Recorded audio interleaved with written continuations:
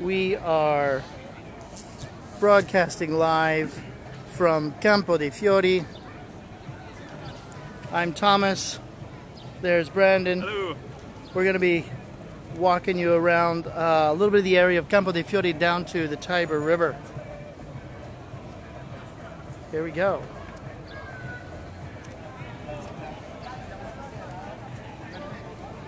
Campo dei Fiori, it's had basically the same dimensions for, what, at least 1900 years? Yeah. It's had the same aesthetic for what? You're live on Facebook. Say hi. How are you? Hi, today.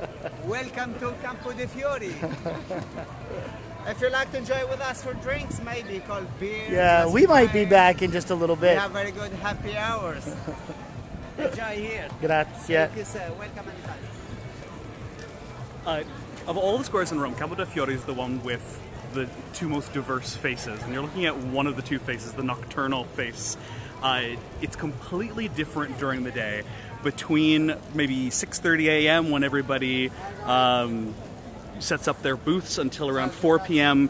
It is one of Rome's most famous open-air markets with fresh vegetables, people selling juice. These days, a lot of people selling souvenirs and olive oil to take home in conveniently sized packages so that you can take it in your carry-on. And then somewhere in the middle of the afternoon, it completely changes into one of the hot nightlife spots of the city. And I used to think that this was a real tourist trap full of kind of overpriced bars.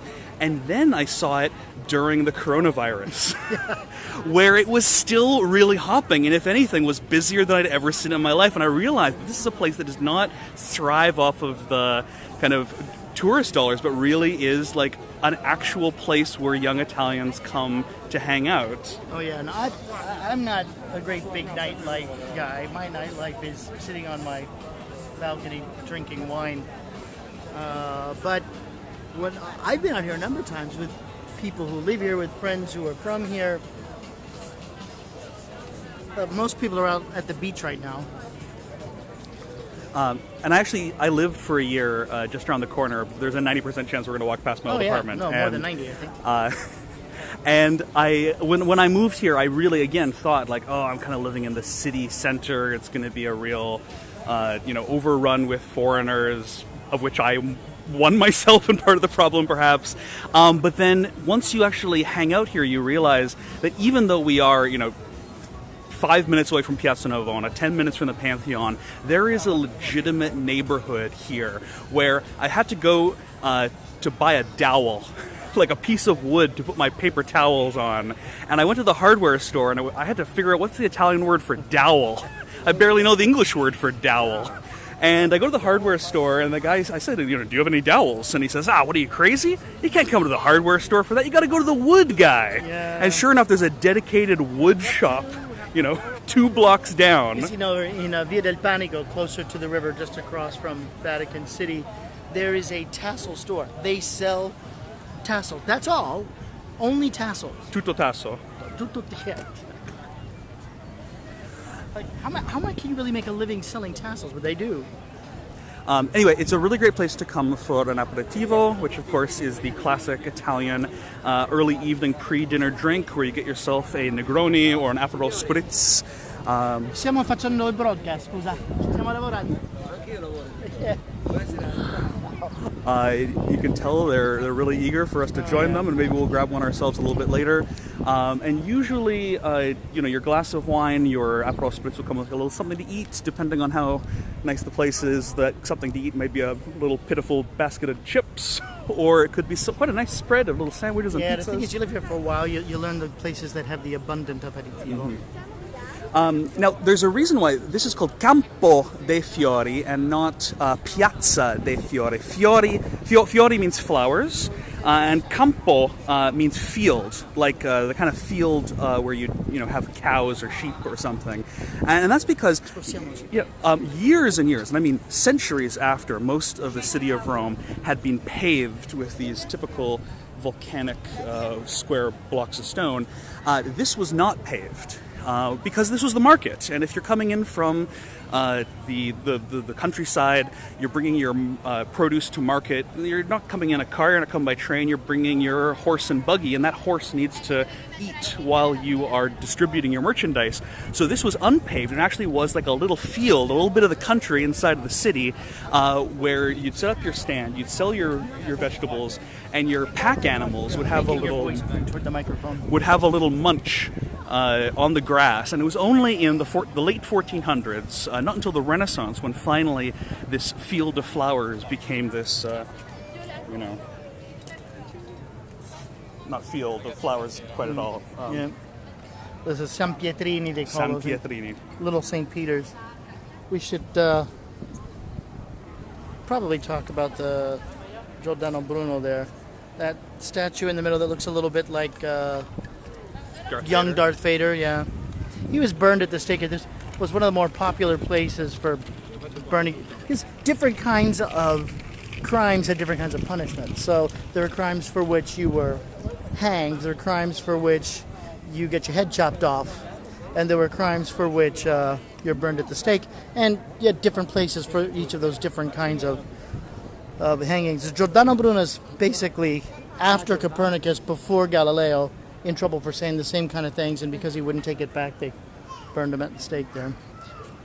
This, however, is a much more pleasant topic. This is my kind of snack shop. Prosciutto. Yeah. Because I'm kind of with Homer Simpson on the whole magical animal thing.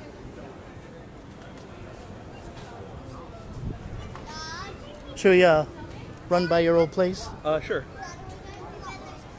We went last night to a set is going to bust. So, like I said, the great thing about this neighborhood is even though we are right in the city center and there are plenty of hotels around, really like the heart of where you want to come in Rome, you get 6 feet away from Campo dei Fiori and you feel like you're in a small little town. Yeah, quiet little country town. And the prices usually reflect that, as does the quality of the food. Quality goes up, prices go down. That's just the way of the world. This is my old street, Via dei Balestrari. A lot of the streets in this neighborhood, because 500 years ago it was quite a manufacturing hub, a lot of the streets are named after the kind of craftsmen who populated it. So this is Via dei Balestrari, the street of the crossbow makers. And what more medieval profession is there than crossbow makers? Oh, your little beer place is closed. Yeah. These guys do artisanal Yeah, beers. Johnny's Off License, one of the best craft beer bars in Rome. And usually just people kind of hanging out outside. Same thing on the corner up here. Started off as I suppose we would call it a wine bar. It wasn't quite so glorious back in the day. There was part of the family is, growing the grapes, making the wine, and then the other part of the family selling it in the city. Another one of those places, though, were fantastic place to go. They just started, they used to have like little olives and salamis and prosciuttos and stuff like that. Then just several years ago started serving lunches and then dinners. But the menu was always printed on, 8.5 by 11 sheets of paper posted outside because he changes his mind a lot. Now, what are we in the mood for cooking for a week or two? Then they just change the menu. So it's really seasonal. Mm-hmm. Close today, of course, because tonight's kind of the start of a big holiday. It's the equivalent of the Friday before Memorial Day. Tomorrow, 15th of February, is Ferragosto, the, what would you call it, the Festival of August, the Festival of Augustus, really. Yeah. It's an old pagan holiday that goes back to the 1st century BC. The Emperor Augustus, in the month named after him, August, used to be called Octavius, the 8th month. Oh, sorry, Decimus, because it was the 10th month from the...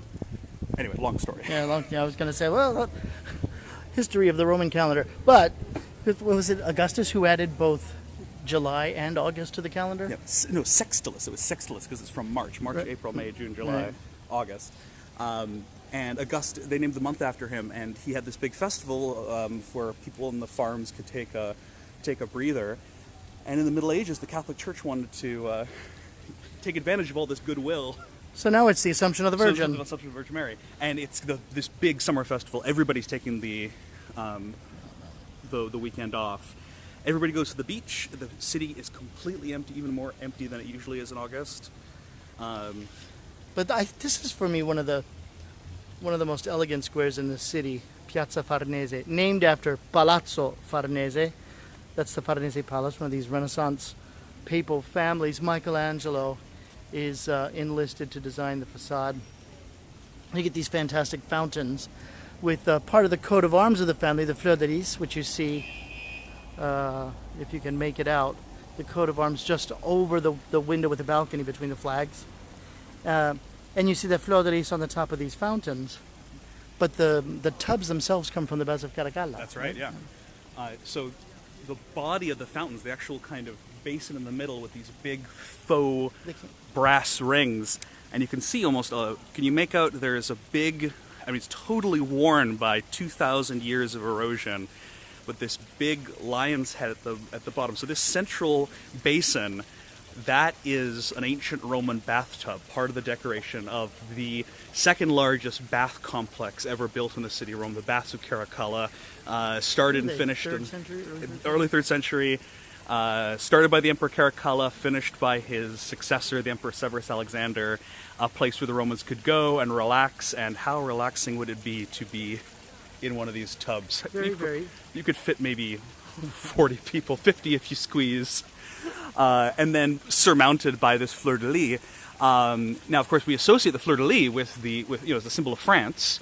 And if we look towards the palace itself, you can see above the doorway, there's the papal coat of arms of the Farnese family with some fleur de lis. And then you got these two flags. The one on the right, you probably recognize, that is the blue flag with the yellow stars, the flag of the European Union. And the left, red, white, and blue not the USA. Blue, white, and red. Blue, white, and red. That's the tricolore, the three-colored flag of France, because this is, appropriately enough, now the French embassy. There's no connection between the fleur de lis of the Farnese and the fleur de lis of France. They just happen to both choose it as their symbol, and yet... pure butt, the way that they would say that in Italian. Pure butt. Meaning puro culo. Yeah. Total chance. Just by chance. I'm sure there was more than just chance to it, but in the early 1900s, this was offered to France to be their embassy, and so it's always got a security presence. I go in here quite a bit because the main floor and the middle floor, that's the French embassy, and actually the big window at the center over the main portone, that's the ambassador's office.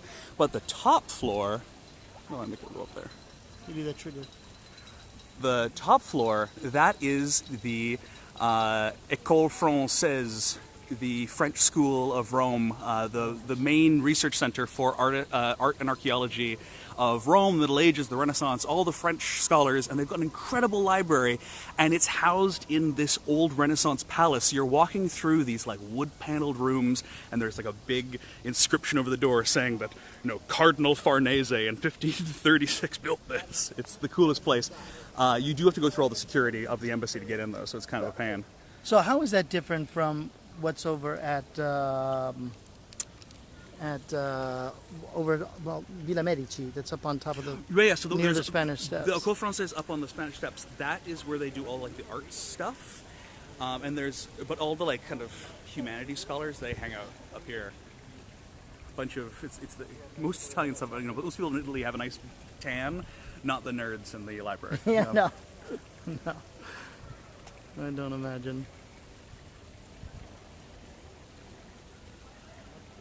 But usually, while Campo dei Fiori is kind of hopping, Piazza Farnese is always pretty quiet. It's got this blissful tranquility. I mean, even you come out here on Sunday mornings and the kids are kicking the football around.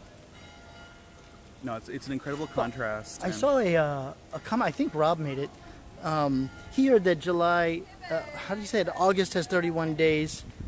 Because, how did you say, Rob? Because Augustus would not accept that he had less days than fewer his father. days than, yeah. All right, where are we going to go? Back this way, I think. We're going to go to Palazzo Spada. Yeah, especially at night. You usually don't see a whole lot of visitors down here because they're thinking, ooh, dark, scary alley, won't go there.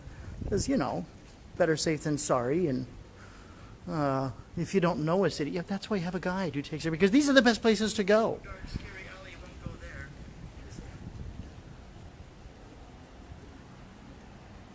You come back here, in the evenings, well, I'll show you a restaurant. The restaurant I like right here. Of course, it's closed. Big holiday again tomorrow, so a lot of things are closed. But there's a restaurant right here, kind of just on the corner. La Quercia. Exactly. This is Piazza della Quercia. Quercia is basically a live oak. You see that tree right there. In fact, a couple of years ago, the live oaks have been here forever, died. They put in another one, lasted about a few months. You can't have live oak square without a live oak, so they finally put in one that's done all right for a while now. So Piazza della Quercia, so live oak square. You've got the restaurant called La Quercia, the oak tree. But usually, outside they've got the specials of the day, only written in Italian. Instead of, in 5 different languages with all the pictures, the specials of the day only written in Italian, that gives you a fairly good indication of who they're catering to. Well, this is the place where I tried for the first time deep-fried lamb brains. Yeah. And I got a rule that I'll try anything once, and this is one of those things that I wouldn't try twice. This is good 18th century architecture in this church, the facade of this church here. And the virtual tour that we do, well, I do, kind of focusing on Rome of the 18th century. Part of the idea of these people coming on this grand tour, wealthy people, which is all based on traveling through Italy. And it was most especially popular with the English. In fact, the area of the Spanish Steps had so many English people in it year-round that they just called it, even the English called it the little English corner of Rome. But they were here, of course, to see the Pantheon and the ruins of the Forum and all that stuff, but also the marvels of the Renaissance, the spectacular feats of the Baroque. But even this stuff, this new stuff, which was called, what we call a Barocchetto, it's like little Baroque. But in Paris, you have Rococo. But that's a little bit too feminine for Rome, but they still twist it. So they get kind of the best of both worlds. A stateliness, which in a Roman mind is masculine, but with element that's like a little taffy pull, twisting, curvilinear spaces. It's a much softer, warmer look often than some of the high Baroque stuff in Rome. Wait, I've got one more oak tree story. Because like I said, 2018, 2019, I lived around the corner. And when I first moved in, the old oak tree was dead and just surrounded by like orange emergency fencing. Yeah. And it was so sad. It was all gray and drooping. And they put a sign up on it, like an official Italian legalese sign that said, according to the Civil Code of 1583, there must be an oak tree in the Oak Tree Square. So don't worry, everybody, we're on it. It's just that it's October, and October's the wrong time to be planting oak trees. So there's actually a law in Rome that says the Oak Tree Square needs to have an oak tree. And it's really bizarre because, of course, there's not a lot of green space in the city center. You go towards the peripheries, there's plenty of big parks and stuff, but here it's all, pavement. So this is a really beautiful little corner of the city. And here, I'll let you talk about Palazzo Spada.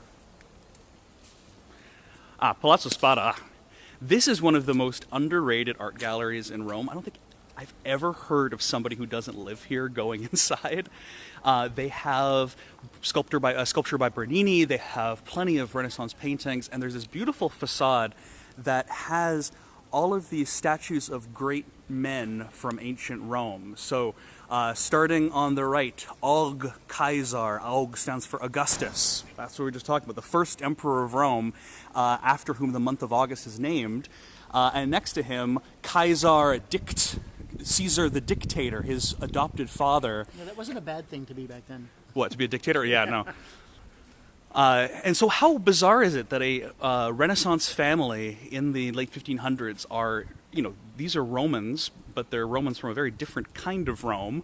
They're wearing ancient armor. Some of them are wearing the outfits of priests. Just to the right of the flags, there's Numa, one of the first kings of Rome, who instituted the pagan religion. And so you have a bunch of Christian Catholic Romans who are invoking the names and the likenesses of their beloved ancestors to declare to the rest of their citizens, look at us, we are the inheritors of greatness.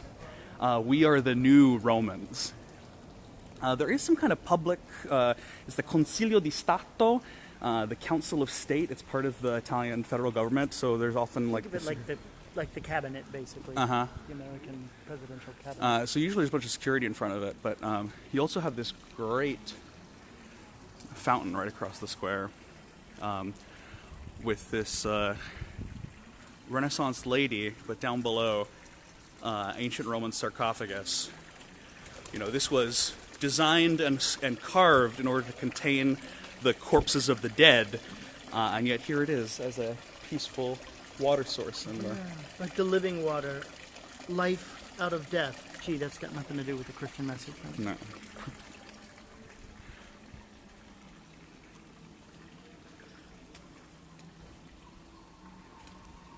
Even on a normal Friday evening, it's pretty quiet back here.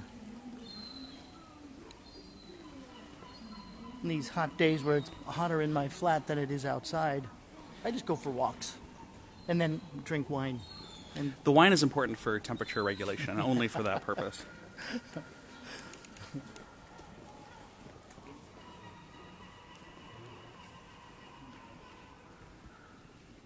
But here you get real indications, vestiges of medieval Rome, which is really hard to find.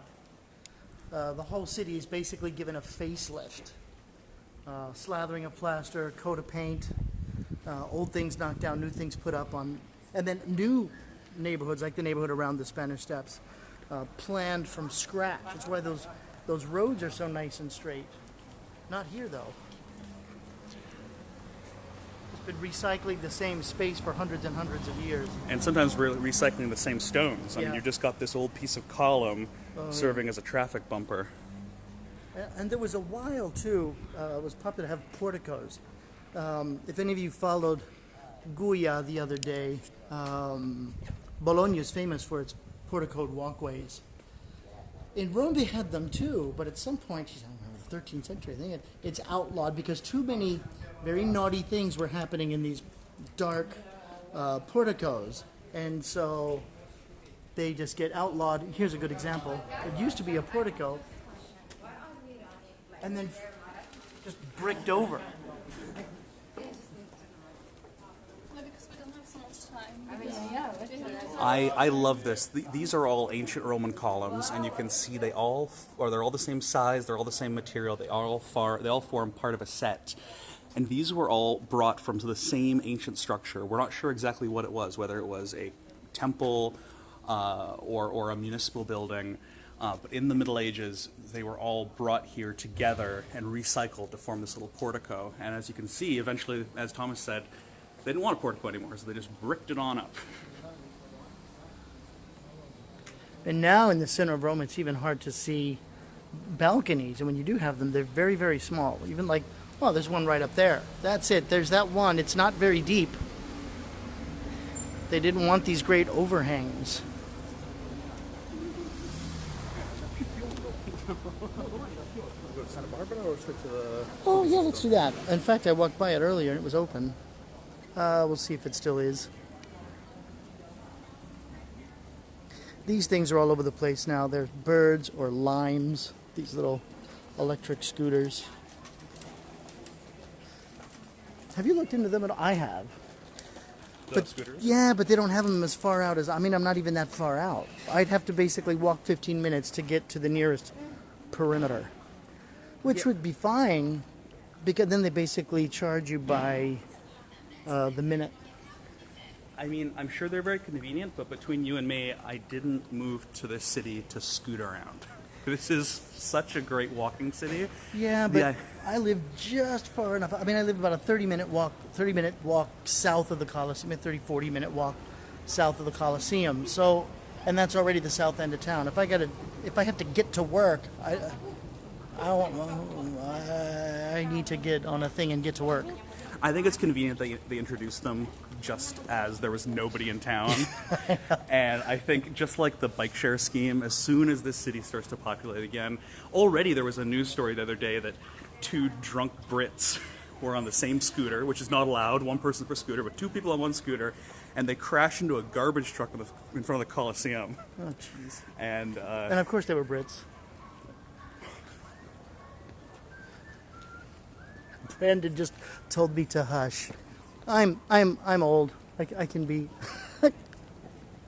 Oh, actually, so this I'm tutoring someone in anthropology right now, and we're looking at some things that this professor is doing on YouTube. And he says, in class I have to be really careful what I say. On YouTube I can say whatever I want. It's a very, very interesting anthropology class that we're watching on YouTube now.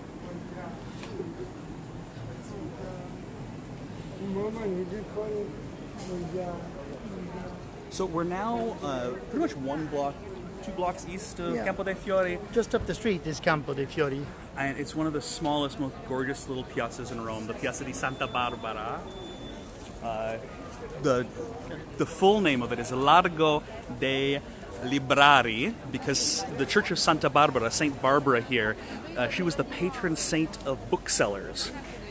And the booksellers paid for this little tiny church to be built on the square. And then, like today, there wasn't a lot of money in publishing or bookselling.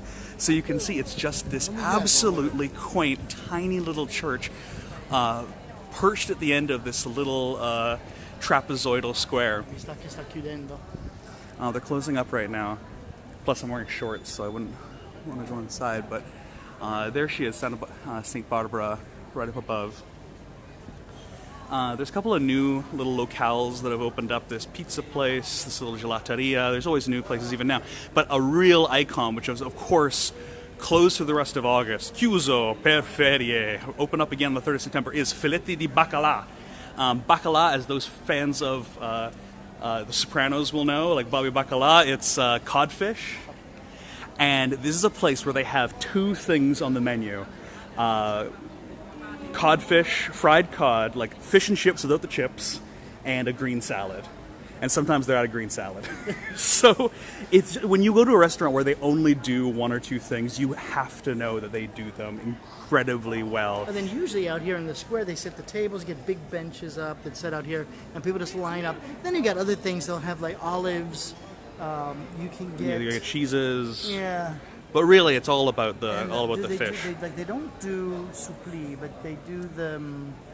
Oh, you can get what do you call them? Oh, for God's sakes! Codfish. No, but they have the green salad. Puntarelle.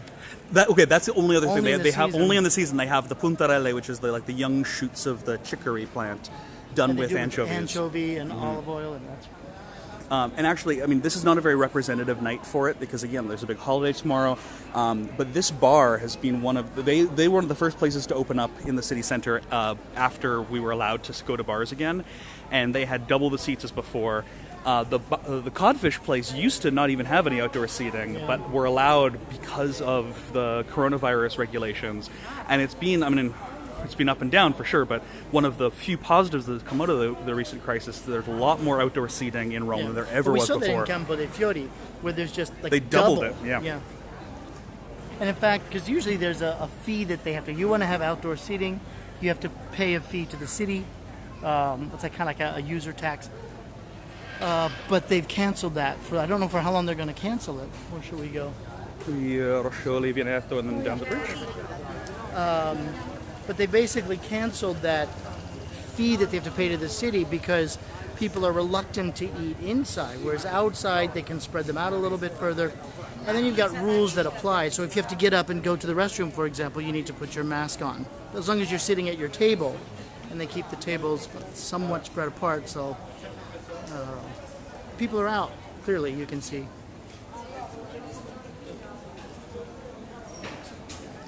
So we're now walking down Via dei Giubbonari, which is kind of the main thoroughfare that leads out of Campo dei Fiori. And as I said earlier, there's a lot of streets named after professions around here. We walked down the crossbow makers. There's another one that's the butcher's street.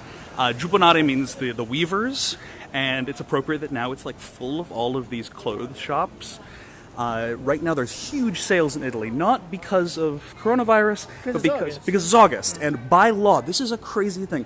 By law, in Italy, you're only allowed to have big sales twice a year, once in January and again in August. And this way, it's trying to fight against unfair competition. So you have a lot of people giving, especially this year. You see this sconti fino al 50%. Yeah, big, Fuori huge. tutto.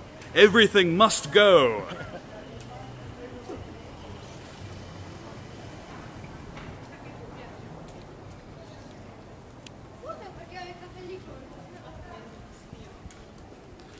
Do you know about the back room at Brocioli? There's a. That's I've a heard very awkward stories question. about the back room. I've heard stories with the back room. What are you talking about? The back room of Tell me about the back room of Roscioli, Thomas. I've heard, you hear these stories that VIPs it's- only. no, Very it- important prosciuttos. it's where the capi go. That's the guys involved. Well, in the United States they would call them interest groups. Here they call it the mafia. Oof, not too loud. But look at this place. So there's now this little, it's almost like a little restaurant empire. I mean, in America, we know what it is. It's like a restaurant group where like one management company owns a bunch of things. They're all branded the same. It's run by a family called Roscioli. And, I mean, the best way to describe it is kind of old Italian excellence with new world branding. Yeah. And they now have 3 restaurants, or 3 food places, all within this one block radius. The kind of premier establishment is this one, Roscioli Salumeria. Salumi means salami, like cured meats and cheeses and things. They also are very famous. Apparently they have one of the best pasta carbonaras in Rome. Have you had it? No, because it's a little. I'm a PhD student. It's a little rich for my blood. I've but got a friend who we've met, Homa. Maybe you've met Homa. Yeah. He's been coming to Rome for basically, well, even longer than I've lived here. But every time he comes here, I have to one up where we ate the last time. Oh. And he is a carbonara aficionado. So he's got his favorite places in town that he'll go back to. But we have to always try something. Well, we've been here, and it's got the Homa seal of approval, which is saying something. And he's a real gourmand. So they have this kind of, it's partly a sit-down restaurant, partly like you can buy meat and cheese from their deli counter, although I think really that's not their main business. That's more of like... Oh, they make plenty of money doing that. 'Cause it's not cheap. It's a deli. It's a restaurant disguised as a deli counter, and then a little bit further down, we're not going to actually might stroll past it later. They have a cafe where they do an incredible cornetto, like a croissant. But the one that is actually like very much aimed at, well, people walking by who want a piece of pizza, but also locals living in the zone, in the neighborhood, who want to buy fresh bread or get something for their breakfast. Oh, I go out of my way to get my bread here. It's one of the best bakeries in the entire city. You can see the big yellow sign, Forno, oven, Forno Roscioli. This is where they started out as a bakery, and everything else is just an outgrowth of that.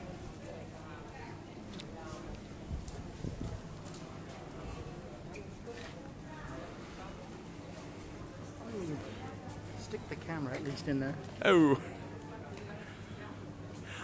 Friendly guys, this is an incredible place. They do great breads, incredible pizzas, everything savory and sweet and everything in between. It's one of the only places in Rome I'm able to find a really good brioche, like a sweet breakfast bread. Which is tough in Rome. They do this great bread full of figs and walnuts. And raisins, which is just to die for. And the thing I love the most is that it is super, super seasonal. So there are certain traditional pastries and traditional cakes that are only made at Christmas, at Easter, during the period between Lent, during Lent. And this bakery follows that calendar precisely. And they excel in every single one of these obscure traditional cakes. So if you've heard of panettone, the traditional Christmas cake. At Easter you get la pastiera, which is a Neapolitan specialty. Or they have the one that's shaped like a dove is called la colomba, which honestly is like a panettone, I think. It's basically just a panettone in the shape of a dove. I'm sure some Italians are going to yell at me for that. Yeah. Oh. You're right, it's not. No? It's not like panettone. Maybe a little bit sort of like Pandoro. Yes, it's more like Pandoro, not like panettone. Already being corrected.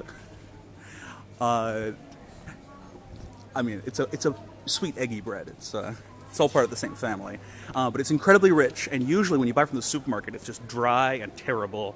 Whereas they're making them fresh. you get them fresh. It's incredible. My roommate and I, We thought we were going to buy one panettone to last us for the whole Christmas season, but we made the mistake of buying it from the best place in Rome. We went through 4 of those bad boys. We went through like all the different flavors they had. We started with the pear and chocolate, then moved on to the currant and chocolate, and then just the plain. And I think we had like 4 of the 6 different flavors they had and put on 10 pounds each. Well, in the morning you have it with your cappuccino. In the evening you have it with your prosecco. With a little snack. Purpose, yeah. Put a piece of prosciutto in there. You got yourself a festive sandwich. But now we're coming up to where I've gotten most of my work done for my PhD.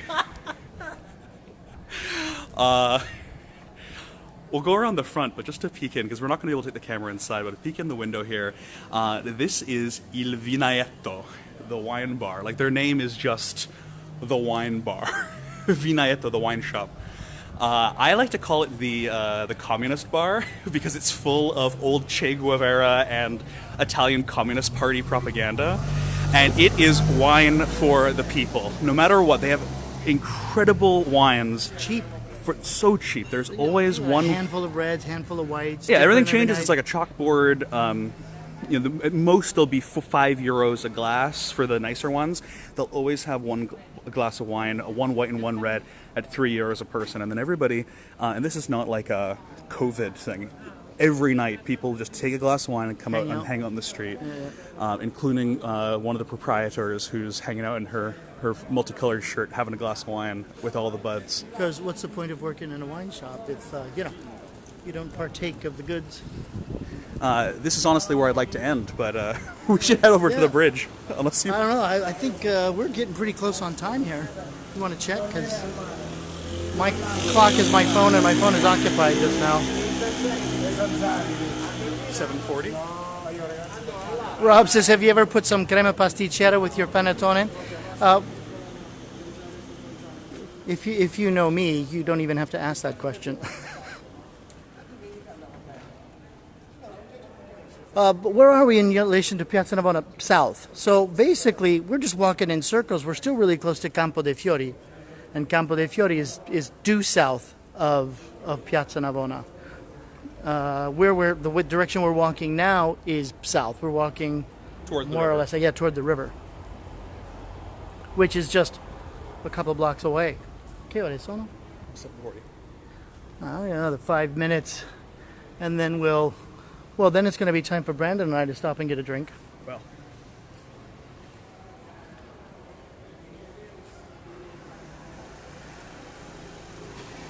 Yeah, Simona is talking about Angolo di Vino, which is closed right now. Well, again, we're the day right before Ferragosto, so that's hardly a surprise. That's a place where I hang out actually quite a lot, much closer to Piazza, right in between Campo dei Fiori and Piazza Farnese. In fact, about 50 feet from Brandon's old apartment. That's a study that started off as, one part of the family's growing the grapes, the other part of the family selling it in the city, and now it's this lovely wine bar. Massimo is the guy who owns it and runs it. Massimo's a fairly taciturn fella. But he does a good beef tartare. He does, and he knows me, so I've walked in there before. He just kind of gives you a quick little nod of the head to let you know that he recognizes you. And then he holds up a finger, goes and disappears in the back, brings out a bottle, opens it, pours it, shoves a glass at me, and puts his hands on his hips. That's his way of saying, hey, I just got something in that I think you'll like. Now, a guy who owns a place like that, who knows the kind of thing I like, that's the kind of friend to keep, I'm telling you.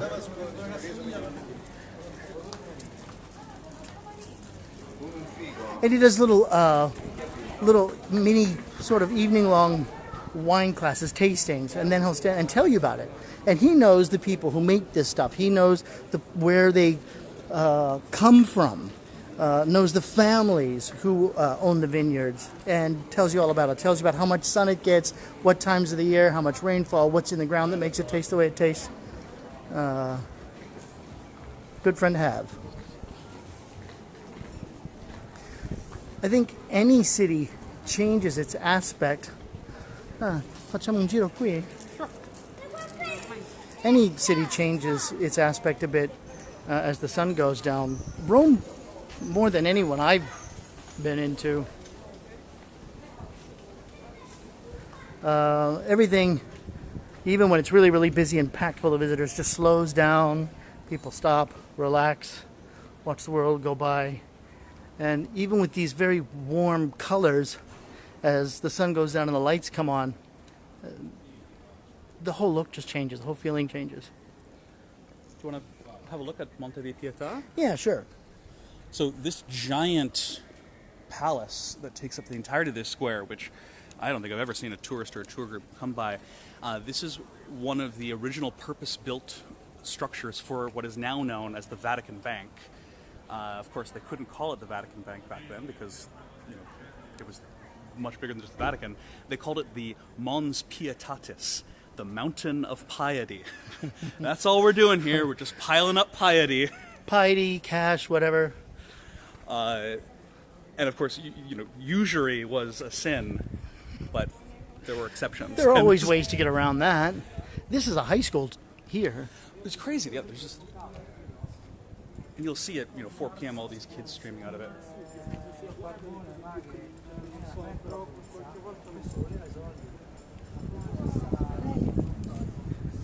Now, these things are quite common too. You find them around town.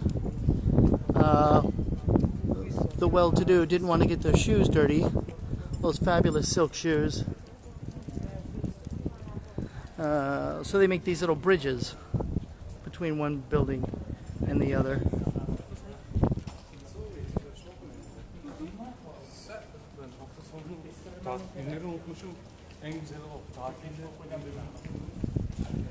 There's another church just up ahead. What are there?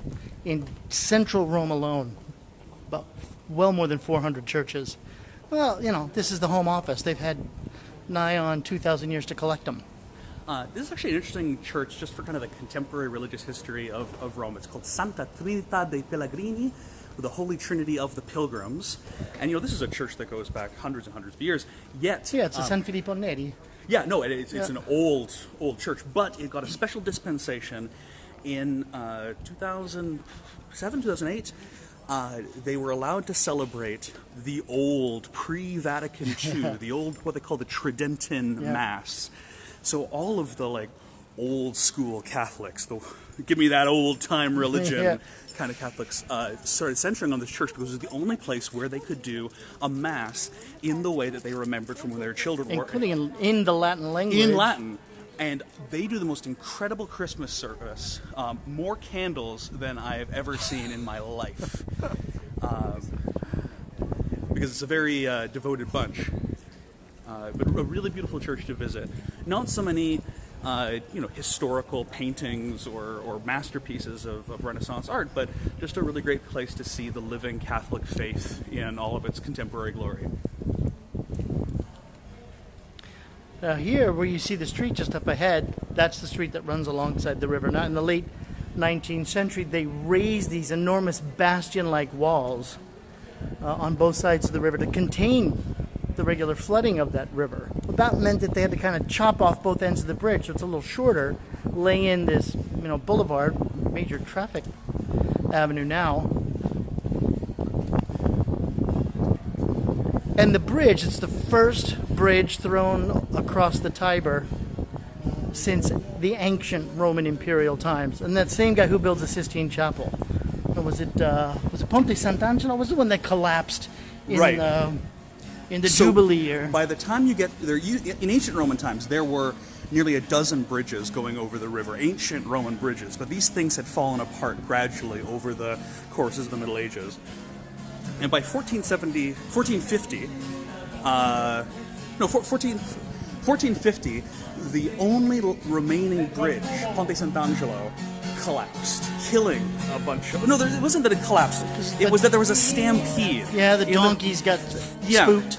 In the same way that you hear about pilgrims dying in stampedes in India or in Mecca during the Hajj, Christians who were here for the Holy Year, the Jubilee of 1450, were trampled to death during this accident because all the pilgrims had just one bridge to get from the main city center where we've been looking. You know, this is where part of the city where it was full of hotels and taverns for visiting pilgrims. They had to get from here to St. Peter's where all of the action was. And there was only one bridge to do that. And so Pope Sixtus IV, in his great-mindedness and vastness of heart and ambition, built the first... Mostly heart. The first bridge over this river in something like 1,400 years. No, a little bit less than that, maybe 1,250 years. I think the previous one was the Emperor Hadrian. So it's named after him in the same way that the Sistine Chapel is called the Cappella Sistina, the Chapel of Sixtus. This is called the Ponte Sisto, the Bridge of Sixtus.